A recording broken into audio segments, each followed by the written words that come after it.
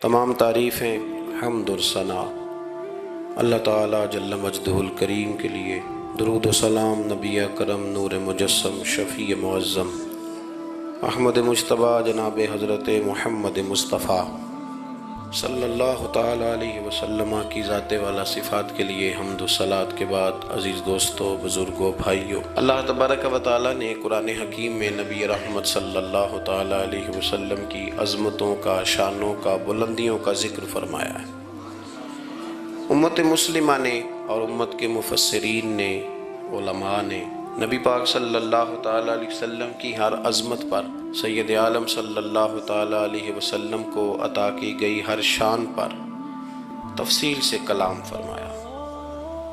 हमारे बुज़ुर्गों ने सैयद आलम अलैहिस्सलाम की अज़मतों को खोल खोल कर उम्मत को सुनाया और बताया, लेकिन फिर भी बहुत सारे पहलू तिश्ना हैं और जैसे जैसे वक्त गुज़रता जाएगा उम्मत तक हुज़ूर सैयद आलम अलैहिस्सलाम की अज़मतों को पहुँचाया जाता रहेगा और लोग उससे इस्तिफ़ादा करते रहेंगे। कुरान मजीद में अल्लाह ताला ने इरशाद फरमाया कि या अय्युहन नबिय्यु इन्ना अरसलनाका शाहिदन व मुबश्शिरन व नज़ीरा। ए महबूब अलैहिस्सलाम, बेशक हमने आपको गवाह बना के भेजा है, खुशखबरी देने वाला बना के भेजा है और डर सुनाने वाला बना के भेजा। फिर फरमाया व दाइयन इलल्लाहि बिइज़्निही, और हमने आपको अल्लाह की तरफ दावत देने वाला बना के भेजा है उसके इज़न के साथ। व सिराजम मुनीरा, और आपको चमकता हुआ आफताब बना के भेजा है। दुनिया के अंदर इंसान में जो चीज़ उसे रग़बत देती है, जो उसको अमल पर उभारती है, वो उसका अकीदा और उसकी सोच होती है। इंसान के जो अफ़कार होते हैं ना, जो उसकी सोचें होती हैं, वो उसके अमल को मुरतब करती हैं। इंसान का जिस तरह का नज़रिया होता है, फिर वो ज़िंदगी में अमल भी उसी तरह के करता है। लोगों के बीच रह के वो वक्त भी उसी तरह ही गुजारता है। कुरैश मक्का और हुज़ूर सैयद आलम सल्लल्लाहु ताला अलैहि वसल्लम से जो पहले के लोग थे, उनके अफ़कार बहुत सारी ख़राबियों का शिकार हो गए थे। फ़िक्री कमज़ोरियाँ पैदा हो गई थी, मुख्तलिफ़ किस्म की ओहाम परस्ती का वो शिकार थे, तो हम माद में उलझ गए थे। हज का मौका आया है तो अब उन्होंने कबूलियत का ये नज़रिया घड़ लिया है कि नंगे होके माज़अल्लाह तवाफ़ करेंगे बैतुल्लाह का। कुर्बानी का मौका आया है तो जानवरों का खून दीवारों के साथ लगाएंगे खाना काबा की। और कुरान हकीम हमें यह भी बतलाता है कि जब हज करके लौटते हैं तो अब दरवाज़ों से नहीं गुजरना, अब हमने कोई और रास्ते फलांग के घरों में आना है, इसलिए कि हम नेक होके आए।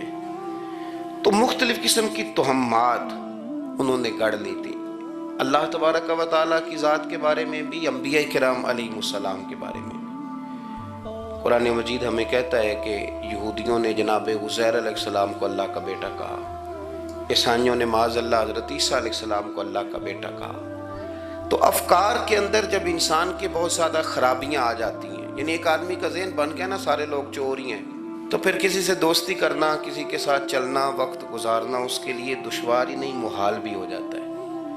और अगर इंसान महसूस करने लगता है ना कि यार नहीं, ऐसा नहीं है, ये मेरे रसूल करीम की उम्मत है और हुज़ूर अलैहिस्सलाम ने फरमाया मेरी उम्मत कभी गुमराही पर जमा नहीं होगी, तो उम्मत में खैर है, हमें खैर को तलाश करना चाहिए। फिर इंसान आहिस्ता आहिस्ता नरम होने लगता है, लोगों को गुंजाइश देने लगता है और उनकी बातों को, उनकी कमज़ोरियों पर वो इस्तदलाल करता है कि यहाँ कमज़ोर पड़ गए होंगे, यहाँ ये मसला हो गया होगा। वो किसी ने कहा था कि जाने किस उम्र में जाएगी ये आदत मेरी, रूठना उससे तो औरों से उलझते फिरना। कई दफ़ा यूँ भी होता है। तो हमारे यहाँ अफ़कार में अगर हुस्न रहे, ताज़गी रहे, खूबसूरती रहे।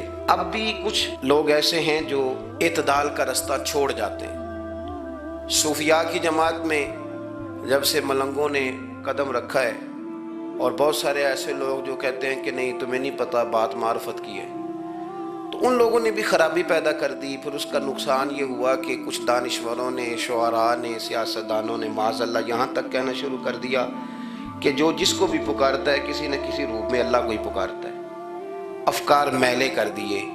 भाई अगर جس کو بھی جو پکارا جا رہا تھا تو وہ معاذ اللہ اللہ کو ہی پکارا جا رہا تھا، جس کے سامنے جو جھکتا تھا تو کوئی نہ کوئی اس کے ہاں توحید پائی ہی جاتی تھی، تو پھر اللہ کے رسول بتوں کے خلاف کیوں جہاد کرتے رہے؟ پھر لا الہ الا اللہ کا کیا معنی ہوا؟ تو ایک تو وہ طبقہ آیا، پھر ایک الحاد اور بے دینی کا رویہ کچھ لوگوں نے یہ بھی اختیار کیا کہ معاذ اللہ انہوں نے مسبب الاسباب کی بجائے لوگوں کو اسباب پر زیادہ توکل کرنے کا معاذ اللہ درس دیا، دعاؤں سے کام نہیں چلتا، خالی نعروں سے بات نہیں بنتی۔ اس کو یہاں تک لے گئے کہ اگر آج انہیں حضور کا کوئی معجزہ بتایا جائے، کسی کرامت کی بات کی جائے، اللہ تبارک و تعالیٰ کی طرف سے عطا کردہ کسی انہونی ایسی بات میں جس میں خالصتاً قدرت الہی کا دخل ہو، تو ان لوگوں کے لیے ماننا مشکل ہو جاتا ہے، کیونکہ انہوں نے زور ہی اس بات پہ دے دیا ہے۔ تو ان سارے رویوں کے اندر ہمیں پھر پلٹ کر انہی تعلیمات کی طرف توجہ کرنی ہوگی جو مدینے والے محبوب نے ہمیں عطا فرمائی، جو حضور نے عقائد اور نظریات کا حسن ہمیں عطا فرمایا۔ یہ میرا دور گھبرائے ہوئے لوگوں کا دور ہے، پریشان لوگوں کا دور ہے۔ ڈپریشن کے مریضوں کی تعداد 65% تک پہنچ گئی ہے۔ اس قدر زیادہ لوگ ڈرے ہوئے، پتہ نہیں کیا ہوگا۔ جو غریب ہو گیا وہ جانتا ہے شاید کبھی بھی میرا ہاتھ نہیں پڑے گا، جو بیمار ہو گیا وہ سمجھتا ہے کہ شاید کبھی تندرست نہیں ہوگا۔ تو کمزوری آ گئی اور تیزی کے ساتھ آئی۔ ٹی وی پہ بیٹھے لوگوں نے بھی کمزور کیا۔ پھر ایک تعویذ دھاگے والے تھے، انہوں نے بھی کہہ دیا تینوں کسی نے کچھ کیتا ہے۔ او بھئی کنے کیتا ہے؟ کہندا ہے دا مینوں حکم ہی نہیں، مینوں تے شرارت دا حکم سی، وہ میں کر چھڑی، تینوں کسی نے کچھ ہے۔ اب تو سوچتا رہ، جتنے تیرے دشمن ہیں تو ان کی لسٹ بنا لے۔ تو شرارتیں ہوئیں، لوگ کمزور ہوئے، افکار کے اندر کمزوری آئی۔ رسول کریم صلی اللہ علیہ وسلم لوگوں کو طاقتور کرتے، توکل کا درس دیتے، توحید باری تعالیٰ کے ستھرے جذبے حضور اپنے غلاموں کو عطا فرماتے، ان کی فکری حضور تربیت فرماتے، فکری۔ اللہ کے رسول صلی اللہ علیہ وسلم غار ثور میں موجود ہیں، ساتھ سیدنا صدیق اکبر رضی اللہ تعالیٰ عنہ۔ کفار جو گرفتار کرنے والے تھے، پیچھے لگے ہوئے تھے، وہ غار ثور کے دروازے تک آ گئے۔ جس طرح ڈاکٹر بول دیتا ہے، وہ کہہ دیتا ہے کہ اب جناب مشکل ہے، اگلے ہفتے آپ چلے جائیں گے، تو وہ جو کمزور لوگ ہیں انہوں نے اگلے ہفتے کیا جانا ہوتا ہے، وہ جب ڈاکٹر بتاتا ہے اسی وقت ہی فوت ہو جاتے ہیں۔ وہ کہتے ہیں اگلا ہفتہ تو لیٹ ہے، اسی وقت ہی سمیٹ لیتے ہیں سامان سفر۔ اور کچھ لوگ ایسے تھے، ڈاکٹر نے کہا کہ جناب آپ کی رپورٹس بتاتی ہیں کہ آپ بہت جلدی چلے جائیں گے، تو انہوں نے کہا جناب آپ جو کہہ رہے ہیں اپنے علم کے مطابق کہہ رہے ہیں، پر ہونا تو وہ ہے جو میرا رب کریم چاہے گا۔ یہ وہ جذبات ہیں جو ہمیں رسول کریم علیہ السلام نے عطا فرمایا۔ دیکھو حضرت ابوبکر صدیق رضی اللہ تعالیٰ عنہ کے ساتھ حضور غار ثور میں موجود ہیں۔ کفار جو گرفتار کرنے والے ہیں وہ دروازے تک آ گئے، بالکل دروازے تک۔ جناب صدیق اکبر رضی اللہ تعالیٰ عنہ ان کو دیکھ کر تھوڑا سا گھبرائے، اپنے لیے نہیں، ذات مصطفیٰ کے لیے گھبرائے، کہیں حضور کو کوئی تکلیف نہ پہنچ جائے، تھوڑا گھبرائے۔ یا رسول اللہ وہ تو قریب آ گئے، اور اگر انہوں نے پیروں کی جانب جھک کر دیکھا تو ہمیں دیکھ لیں گے۔ بالکل سرانے پہنچ گئے، یہ آ گئے، کھڑے ہو گئے، اور درمیان میں پردہ کیا ہے؟ مکڑی کا جالا، اور مکڑی کا جالا پھونک سے بھی اڑ جاتا ہے، تو مکڑی کا جالا بیچ میں۔ حضور وہ تو پہنچ گئے، ذرا جھک کر کے دیکھیں گے تو وہ تو ہمیں پکڑ لیں گے۔ اب یہ وقت تربیت ہے، اور وہ تربیت جو محبوب نے اپنے اس عظیم صحابی کی فرمائی، اس تربیت کو میرے رب کریم نے قرآن مجید میں بیان فرمایا۔ حضور فرماتے ہیں، رب فرماتا ہے کہ فرمایا محبوب نے، فرمایا لا تحزن، ابو بکر گھبرانا۔ یہ ایک موقع ہوتا ہے جب انسان کو گھیر لیتی ہیں مشکلات چاروں جانب سے، اور جو بھی آتا ہے وہ اسے مایوس ہی کرتا ہے، لیکن حالات کے سہمے ہوئے لوگوں کو بتا دو حالات بدل جاتے ہیں، ایک جیسے نہیں رہتے۔ کہا لا تحزن، ابو بکر گھبرانا، کیوں؟ ہماری فوجیں آ کے انہیں پکڑ لیں گی، یا اندر ہمارے پاس کوئی ایسا اسلحہ موجود ہے کہ ہم ان پر چھوڑ دیں گے تو یہ مر جائیں گے۔ لا تحزن، ابو بکر گھبرائیے مت۔ کیوں نہ گھبرائیے؟ اس لیے کہ ان اللہ معنا، بے شک اللہ ہمارے ساتھ ہے۔ جن کے ساتھ رب ہو انہیں گھبرانا نہیں چاہیے. انہیں گھبرانا یہ جو مصلے کی قوت ہوتی ہے، یہ دعا کی طاقت ہوتی ہے، دعا صلاح المومن، یہ جو قوت ہوتی ہے انسان کے پاس، یہ جو اس کے پاس ہتھیار ہوتا ہے کہ آج رات منا لوں گا میرا رب کرم فرما دے گا، یہ جو اس کے پاس قوت ہوتی ہے یہ اسے کمزور نہیں پڑنے دیتی، اسے طاقتور رکھتی. تو حضور نے افکار کے اندر یہ حسن پیدا کیا، لوگوں کو بتلایا کہ بجائے اس کے کہ تم کوئی چور رستہ تلاش کرو، کوئی سیاست کرنے کی کوشش کرو، تم کوئی ایسی راہ اختیار کرو جو تمہیں محسوس ہو کہ درست نہیں ہے، اس رستے نہ چلو، بلکہ تم اپنے رب کو منانے والے رستے پہ چلو. اور ترمذی شریف میں حدیث ہے، حضرت انس بن مالک رضی اللہ تعالیٰ عنہ فرمانے لگے کہ کریم محبوب علیہ السلام فرماتے ہیں کہ اپنے دکھڑے دنیا داروں کو نہ بتانا، سیٹھوں، نوابوں، چودھریوں، چاپلوسی کرنے کی ضرورت کوئی نہیں. اپنے دکھڑے دنیا داروں کو نہ بتانا ورنہ اللہ تمہیں کبھی غنی نہیں فرمائے گا. فرمایا اپنے دکھ اپنے رب کریم کی بارگاہ میں عرض کرنا، جلدی یا دیر سے اللہ تمہیں لوگوں سے بے نیاز کر دے گا. تربیت فرمائی. ہم لوگوں نے تیزی سے اپنے آپ کو کمزور کیا ہے. توجہ کا مرکز دنیا دار. وہ اکبر الہآبادی نے کہا تھا کہ مصیبت میں بھی اب یاد خدا ہم کو نہیں آتی، دعا منہ سے نہ نکلی جیبوں سے عرضیاں نکلی. اب بھی نہ لوگ درخواستیں جمع کراتے ہیں، دعائیں نہیں کرتے. تو بھائی ایک تو یہ کہ توحید باری تعالیٰ کے بارے میں اصل نظریات، افکار کا حسن، پاکیزگی اور آپ کا اپنے رب کی جانب پورا توجہ کرنا. ہمارے ہاں اب تو خیر کرامتیں فیس بک پہ آتی ہیں اور لوگ اس کا سوال بھی بڑا تگڑا کر کے کرتے ہیں. اور جو بچے چھوٹے موٹے ہماری طرح طالب علم ہوتے ہیں، کچھ کتابیں پڑھنے والے دین کے، وہ کئی دفعہ الجھ جاتے ہیں کہ اب اس کو ٹیلی کیسے کریں، ساتھ کیسے جوڑیں. ایسی کرامتیں اور کرامت بیان کرنا بھی لوگوں نے ذمہ داری سمجھ لیا ہے. حالانکہ جڑے محرم راز حقیقت دے وہ تے راز حقیقت کھول دے ہی نہیں. اے جنہ ویکھیا نہیں وہ کرن گلاں، جنہ ویکھ لیا وہ تے بول دے ہی نہیں، تو بات ہی نہیں کرتے. تو کرامت نا جوڑ جاڑ کے نا کہیں فٹ کی جاتی ہے. آپ کو بخاری مسلم میں حدیث ملے گی، کوئی بھی ایسی اوہام پرستی، کوئی بھی ایسا نظریہ، کوئی بھی ایسی بات جو ذہن کو منتشر کرے. یعنی ابھی تک لوگ کہہ دیتے ہیں ہمارے کہ وہ کالی بلی رستہ کاٹ گئی تھی. تو معاملہ بڑا، میں ملتان شریف پہنچا تو مجھے وہاں ایک میرے سنگی کہنے لگے، بڑا پرانا ان سے ربط ہے، کہنے لگے کہ میں نے آج نہ تجربہ کیا ہے، ویسے واقعی کالی بلی رستہ کاٹی ہے تو مشکل ہو گئی ہے. میں نے انہیں کہا کہ آپ کا تجربہ سجدہ صاحب کا محتاج ہے، آپ کو دوبارہ سے تجربہ کرنا چاہیے. خدا کے بندے کالی بلی رستہ کاٹ جائے تو مشکل ہوتی ہے، تو میرا تو سارے رستے کئی کالی گاڑیاں رستہ کاٹ گئی، اب کیا کیا جائے. یہ کمزوری ہے. افکار میں کمزوری نہیں پیدا کریں، کچا پن نہ پیدا کریں، آپ مضبوطی لائیں. بخاری مسلم میں آپ کو حدیث ملے گی، سرور کائنات علیہ السلام کے صاحبزادے جناب ابراہیم علیہ السلام وصال فرما گئے، اور کیفیت یہ تھی کہ انہوں نے حضور کی مقدس گود میں آخری سانس لیا. داڑھی مبارک محبوب کی آنسوؤں سے بھر گئی. حضرت انس کہتے ہیں عرض کی یا رسول اللہ آپ بھی آنسو بہاتے ہیں؟ فرمایا میرا بیٹا گیا ہے تو آنسو نکل آئے ہیں، ورنہ میری زبان پہ وہی جاری ہے جس سے میرا رب راضی ہوتا ہے.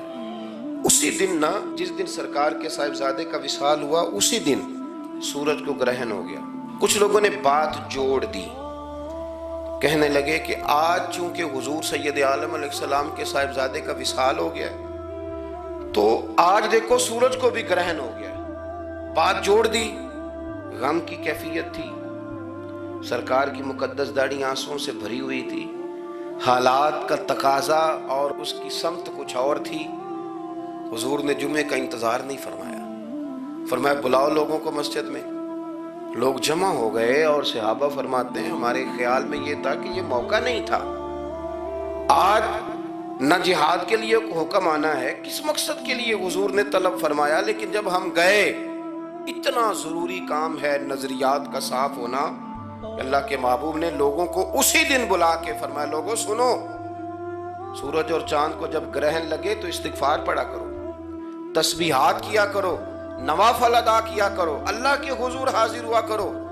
فرمایا یہ سورج اور چاند کو جب گرہن لگے تو یہ اللہ کی نشانیوں میں سے نشانی ہوتا ہے، کسی بندے کے دنیا سے جانے کا اس کے ساتھ کوئی تعلق نہیں۔ تم نے اپنے ذہن کو ٹھیک رکھنا، افکار کو ٹھیک رکھنا، کسی بھی قسم کی تم نے اوہام پرستی کا شکار نہیں۔ مضبوط رہیں، اٹھ باندھ کمر کیوں ڈرتا ہے، پھر دیکھو خدا کیا کرتا ہے۔ آپ مضبوط رہیں، جب مضبوط رہیں گے تو انشاءاللہ توانائی اللہ کی طرف سے عطا کر دی جائے۔ دوسری بات، نبی پاک صلی اللہ تعالیٰ علیہ وسلم نے تمام انبیاء کرام علیہ السلام کے بارے میں لوگوں کے ذہنوں کی اصلاح کی۔ آپ کبھی قرآن حکیم کا مطالعہ فرمائیں، احادیث مبارکہ کو پڑھیں تو میرے محبوب کریم کی شان یہ ہے کہ حضور انبیاء کی شانیں بیان کرتے ہیں۔ حضرت موسیٰ کلیم اللہ ہیں، کس نے ہمیں بتایا؟ قرآن و حدیث نے بتایا۔ شانیں بیان کی نبیوں کی، عظمتیں بیان کی۔ حضرت ابراہیم خلیل اللہ ہیں، یہ ہمیں قرآن نے بتایا، حضور نے بتایا، لیکن ساتھ ہمیں یہ بھی بتایا کہ ہیں یہ اللہ کے بندے، ہیں یہ اللہ کے رسول۔ نبی پاک صلی اللہ تعالیٰ علیہ وسلم نے افکار اور نظریات انبیاء کے بارے میں لوگوں کے درست فرمائے۔ مجموع الزوائد میں حضرت مولا علی شیر خدا رضی اللہ تعالیٰ عنہ کی حدیث مروی ہے، ایک بدو آ گیا حضور کی بارگاہ میں کچھ مانگنے کے لیے۔ مولا کائنات رضی اللہ تعالیٰ عنہ فرماتے ہیں سرکار جب کسی بات کا جواب نہ دینا چاہتے تھے تو خاموش ہو جاتے تھے، کچھ دیر خاموش رہتے تھے۔ اور حضور کا خاموش رہنا بھی ہمارے محدثین نے محفوظ کیا ہے۔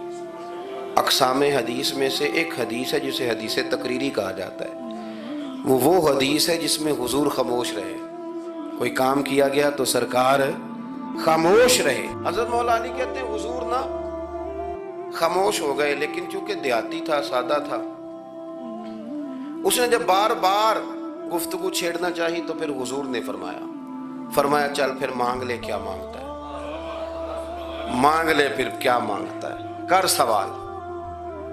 دیہاتی تھا، سادہ آدمی تھا۔ مولا کائنات فرماتے ہیں ہمیں یوں لگا کہ اب یہ آخرت اپنی سوار جائے گا، جنت کا سوال کرے گا، لیکن بڑا ہی سادہ تھا۔ مانگنے پہ بھی آیا تو کیا مانگا؟ کہنے لگا یا رسول اللہ صلی اللہ علیہ وسلم میں نے سفر کرنا ہے، مجھے ایک اونٹنی عطا کر دیتے۔ حضرت سلطان باہو سے کسی نے کہا کہ بڑے لوگ مرید ہوتے ہیں، تو فرمانے لگے رابطہ طالب کوئی نہیں ملیا، جو ملیا طالب زرد آؤ۔ تو بہت سارے لوگ ایسے آتے ہیں جو کامل شیخ کے پاس بھی آ کے کہتے ہیں دکان کوئی نہیں چلتی، یہ تو کسی سیٹ سے مشورہ کر لیتے، کاروبار چلانے کا آپ کو ڈھنگ بتا دیتا۔ یہ یہاں آ کے بھی آپ نے یہی سوال کیا، یہاں پہنچ کے بھی یہی سوال۔ تو نبی پاک صلی اللہ تعالیٰ علیہ وسلم سے کہنے لگا ایک اونٹ دے دیں آنے جانے کے لیے۔ حضرت علی کہتے ہیں ہمیں بڑا افسوس ہوا، یار تو آیا کہاں پہ ہے اور تو مانگ کیا رہا ہے؟ تو بارگاہ دیکھ اور اپنا سوال دیکھ، تو کہاں کھڑا ہے، کیا مانگ رہا ہے؟ حضور مسکرائے اور مسکرا کر کے فرمایا کہ اونٹ تجھے دیا، چل کچھ اور بھی مانگ لے۔ حضرت علی کہتے ہیں ہم نے کہا اب جنت مانگے گا یہ حضور سے؟ تو بڑا ہی بھولا تھا، کہنے لگا جی اگر آپ کچھ اور بھی دینا چاہتے ہیں تو اونٹ پہ ڈالنے کے لیے کجاوا بھی دے دیں۔ تو حضرت مولا علی شیر خدا فرماتے ہیں ہمیں پھر بڑا افسوس ہوا کہ یار دیکھو اتنا چانس ملا ہے پھر کھو دیا ہے۔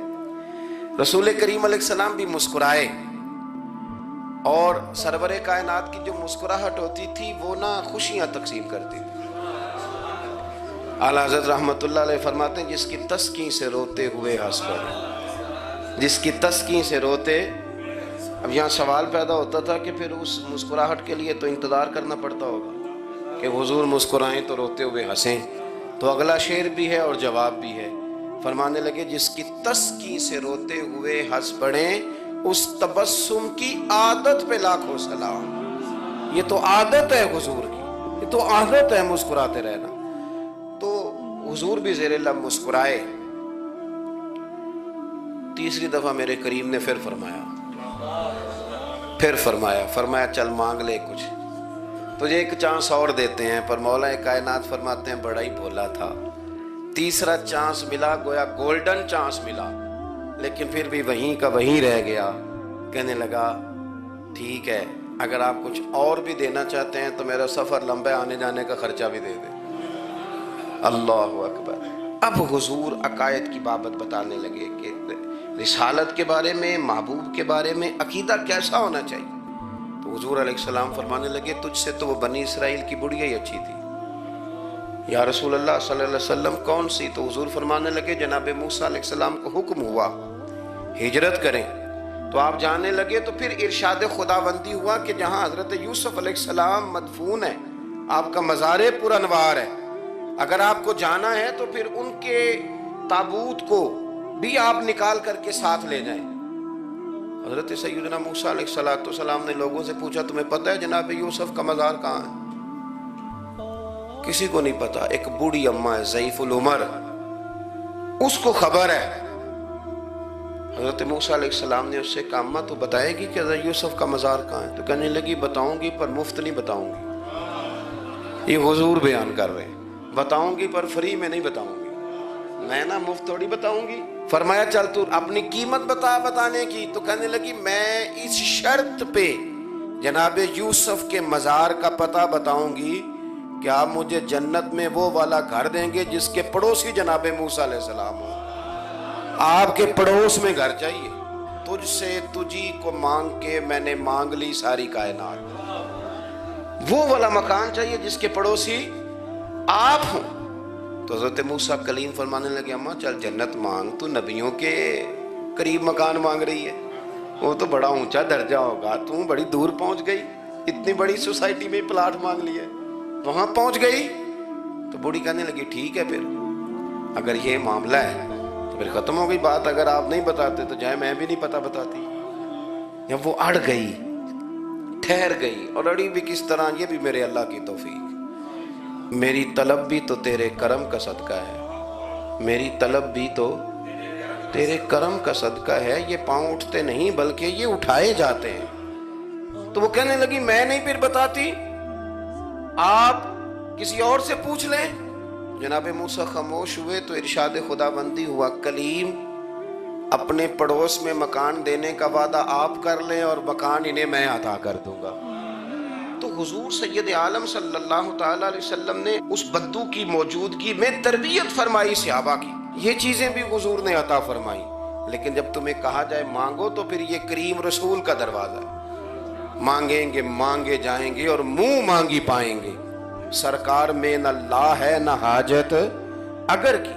تو افکار کا حسن، نظریات کی پاکیزگی، ہمارے ہاں نا آج کل جو ہمیں لیکچر دیے جاتے ہیں نا، بالخصوص جو طلباء سائنس پڑھتے ہیں، تو وہ جب سوالات اٹھاتے ہیں تو اس میں کچھ ایسی چیزیں بھی آتی ہیں، یہ ابھی کورونا کے حالات جب پچھلے دنوں چل رہے تھے تو اس وقت 2-3 قسم کے لوگ ہوئے، ایک تو وہ ہوتے ہیں جو بالکل ہی ڈرتے، کہتے ہیں چھوڑو جو ہوگا دیکھا جائے گا، اور ایک وہ ہوتے ہیں جو اتنا ڈرتے ہیں کہ بیچارے اپنے سائے سے بھی ڈرنے لگ جاتے ہیں۔ تو یہ دونوں باتیں جو ہیں یہ درست نہیں ہیں۔ درست کیا ہے کہ آپ احتیاط بھی کریں گے پر بھروسہ اپنے رب کریم کی ذات پر کریں گے، بھروسہ اللہ پر۔ تو لوگوں کو ڈرایا جاتا ہے اور جو خوف پھیلایا جاتا ہے ہمارے ہاں وہ بڑا عجیب قسم کا انداز ہے، قبر کو کھڑکی کوئی نہیں ہوتی، دروازہ کوئی نہیں ہوتا، آکسیجن کیسے جائے گی؟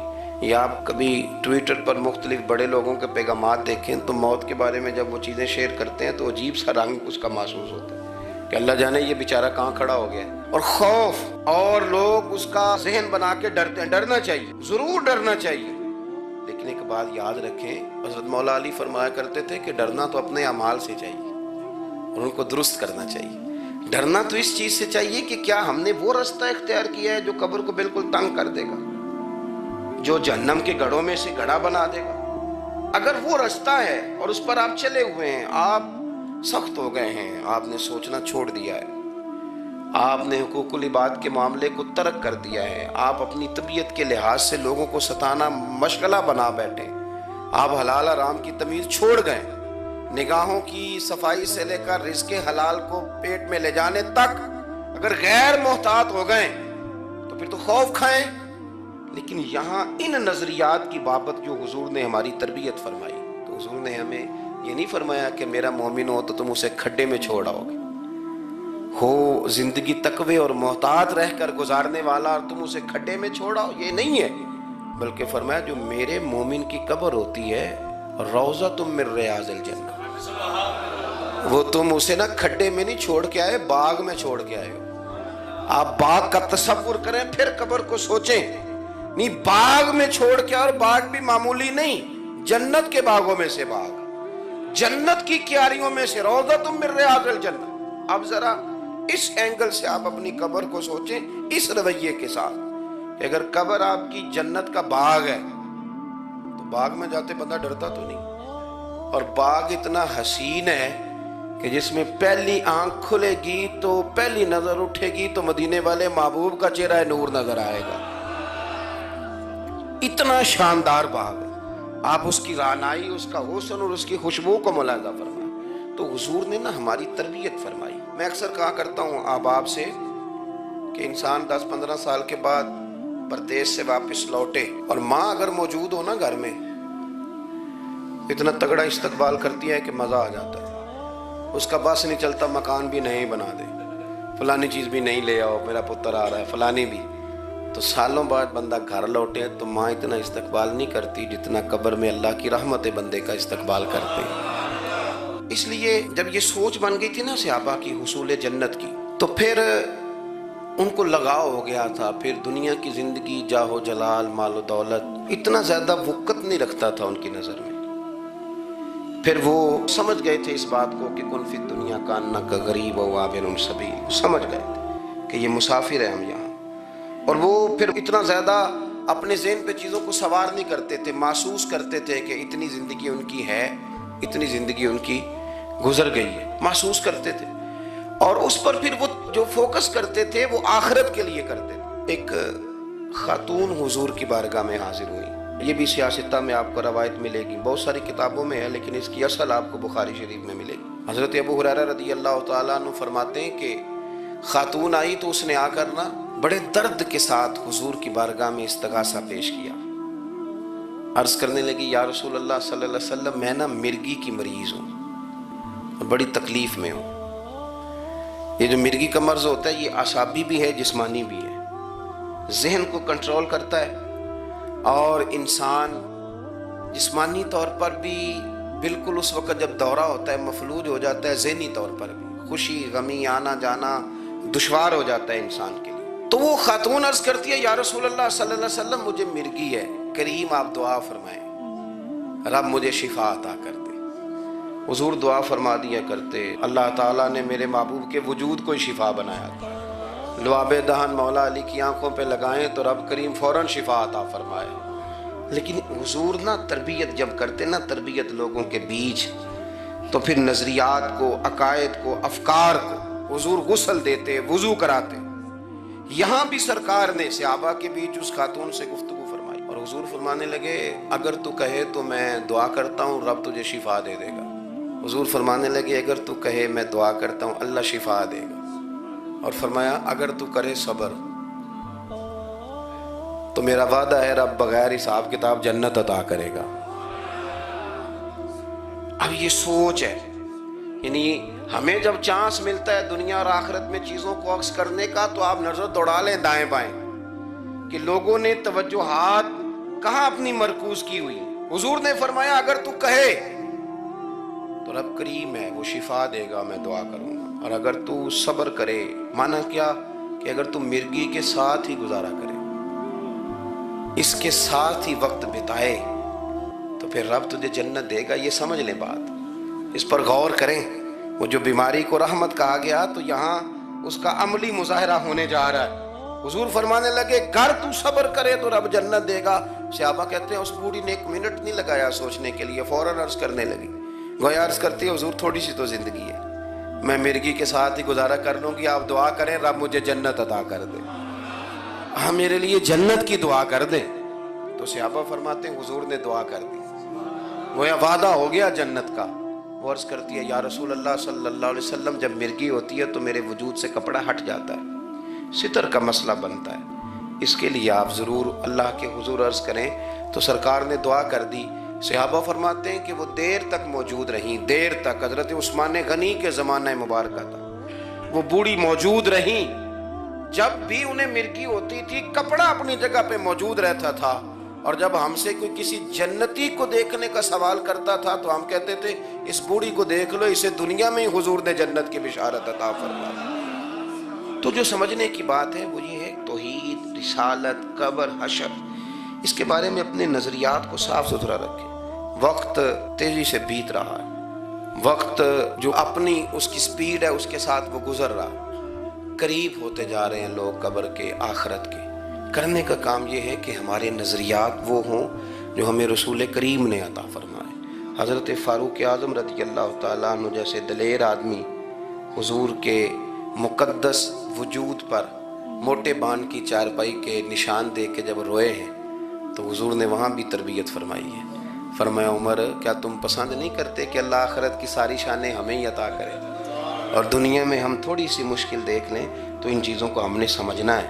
یہ چیزیں ہمیں جینے میں آسانی پیدا کریں گی، ہمارے لیے مددگار ثابت ہوں گی، ہمارے افکار کو یہ تازہ رکھیں گی۔ پھر بہت زیادہ الجھاؤ، بہت زیادہ پریشان ہونا، بہت زیادہ ڈپریشن کا شکار ہونا، بہت زیادہ ہمارا دنیاوی معاملات کے اندر تفکر کرنا، یہ ہمیں کمزور نہیں کرے گا بلکہ ہم توانا رہیں گے۔ اللہ کے حضور دعا ہے مالک کریم کہی ہوئی باتوں کو قبولیت کا درجہ عطا فرمائے۔ دوران گفتگو جام بھول گئے، اللہ ہمارے ساتھ درگزر والا معاملہ فرمائے۔ آخر دعوانا